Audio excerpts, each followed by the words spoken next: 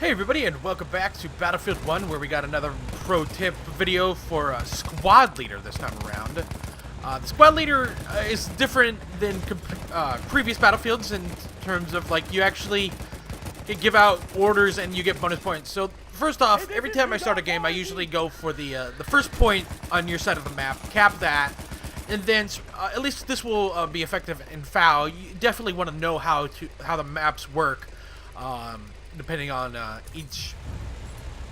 each map. So next we're gonna go to D. D gives a commanding presence to the FAL map. We have somebody standing on us? Yes, they do. Okay. So it's probably a tank right here. So let's get out. An anti-vehicle kit is available near your location. Nope. No, there's no tank. Just a bunch of horsemen. So we're gonna cap.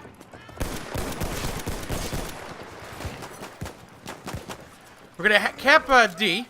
It allows us to have map coverage, so our scouts can do stuff. Also, a tank hunter spawns here, which is very powerful. I'm playing the medic here with the with med crates, but I'm not a fan of the tank hunter. It's pretty dumb. Here we got a sniper up there. What the? A little weird. Anti-vehicle kit is available near your location. Then from here, I like to go to C. C is a good midpoint. It gives a good, front. It allows you to move on to B a lot easier.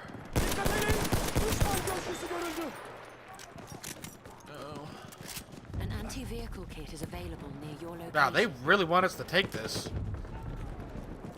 Like that tank hunter kit. Here, nothing. But there is a tank coming though. So we're gonna, usually depending on the situation, sometimes it's like, hey, maybe it's best if we just defend it here. So that.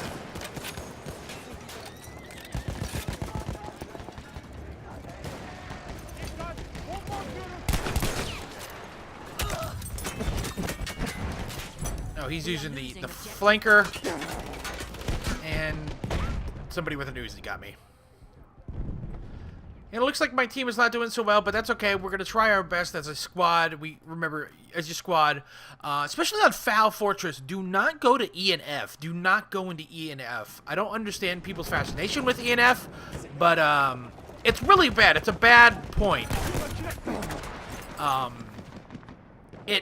It's just really bad. It doesn't offer anything except anti-air. And that, of course, that guy died trying to revive me, and we're getting that. So let's see if we can help the team.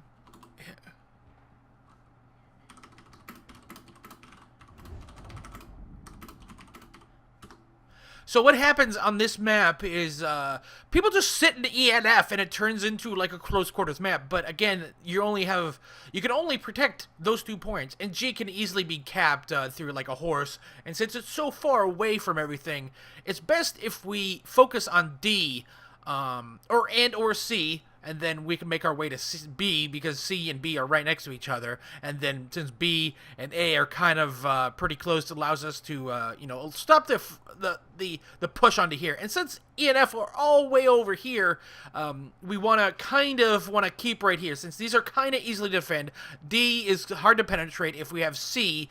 It allows recon to be up here and allows sniping over here. With B being just another point, since you can protect B from C and C from B. If you're on the other team, also you can cap right here. So that kind of information you want when playing a squad leader, making sure like where every map is. Of course, you might have different play styles, but again, I'm playing with a bunch of randoms. Usually when I'm playing with the my crew of people. And so it looks like we're gonna we're getting our shit pushed in here, is what they call it. And so you know what? We're just gonna defend G. You can be that squad leader that actually doesn't do anything and is only here for points and just being a total jerk off and really not helping the team. But it's best to defend points too.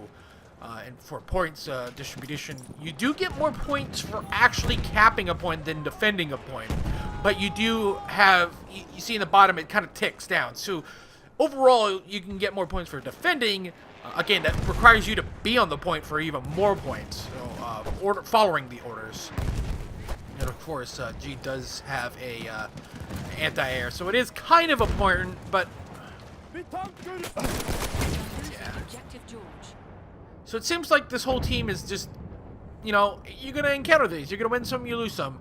Again, first proving my point that maybe 64 people is not worth it. You know, 32 man servers in Battlefield 4 were actually pretty cool.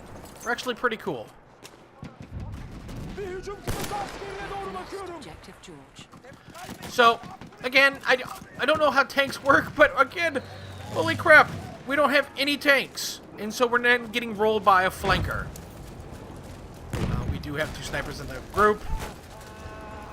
Again, if you're rolling with your crew, always be mindful of what other squad members are, so you're not having a bunch of assaults or a bunch of support or something. You know, make sure you at least have 1 support, 1 medic, and then, you know, first go on for that.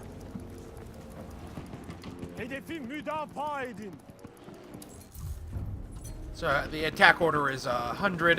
We completed that. So we're gonna defend here. And there's really not much we could do right now. We have people just wanting to sit in the camp, but whatever. There's already enemies sniping from the other team.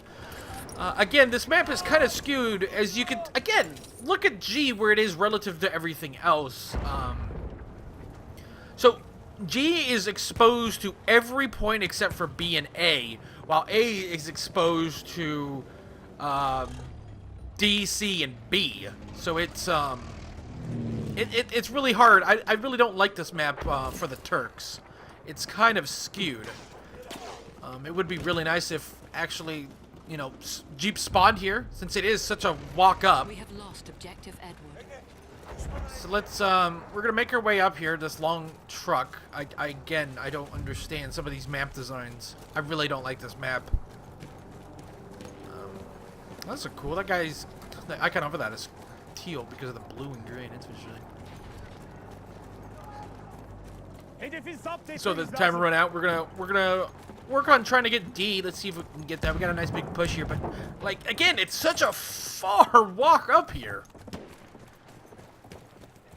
Looks like we're gonna lose F and E. For some weird reason, most of the time when we see this happen, E and F, whoever captures E and F is guaranteed to lose the game. It's just they stay in there.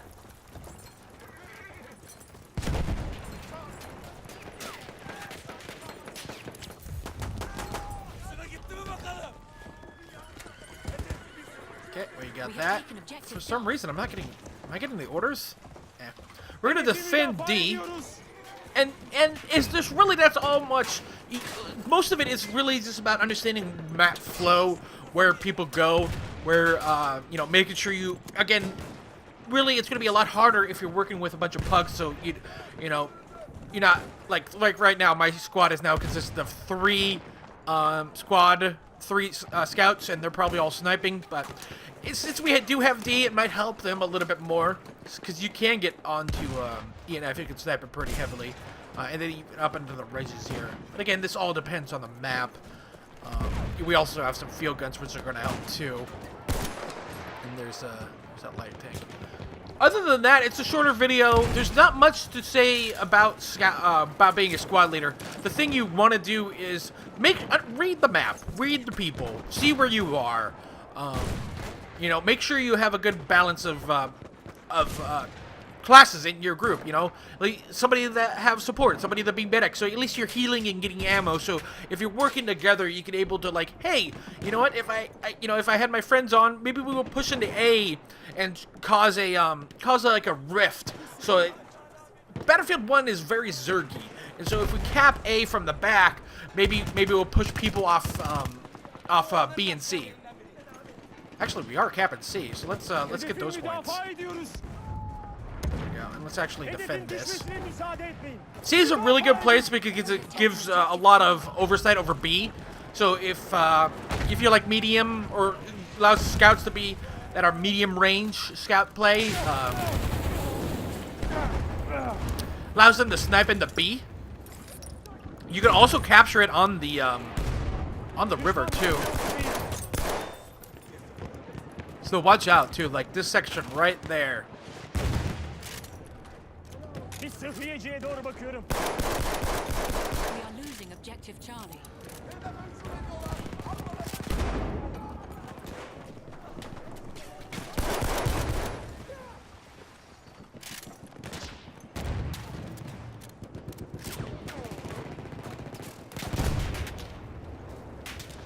Now, and early off this, actually, there's a gunner right there. You can see where the sandbags would be.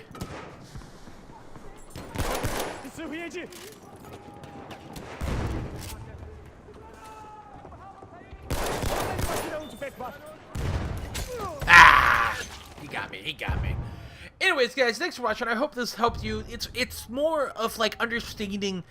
Being a good SWAT leader is more about understanding map flow and saying like, hey, these guys shouldn't be here. This, especially on this map, E and F are completely useless because it turns into urban. It's really nice that that we got this. But again, once the losing team will get dreadnoughts, and you know they will also have the you know, probably this. And there's a lot of fortification here, but I feel like the dreadnought is the least helpful, as it's not as effective as I say even the train or the or even the blimp. I think the blimp is the best because it allows you know, people to spawn right on point, and you can cap points in some areas.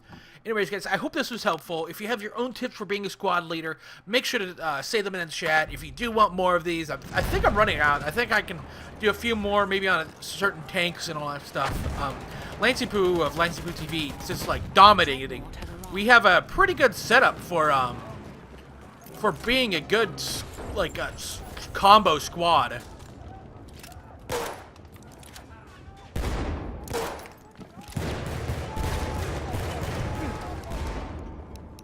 Oh, Lance mode. And I just, what the fuck? Yeah, if you have your own tips, or you feel like some of these tips are like a little bit confusing, make sure to say it in the comments. And always make sure to like, comment, subscribe, follow me on Twitter at Caboose967. And we just lost that point. We gotta get we have lost objective probably Charlie. get D too, or defend D. Press that bell. We're gonna need YouTubers are kind of like being hung out to dry recently with this new bell thing that's been out for a few months now. But anyway, guys, catch you guys later. See you on the next time. Bye.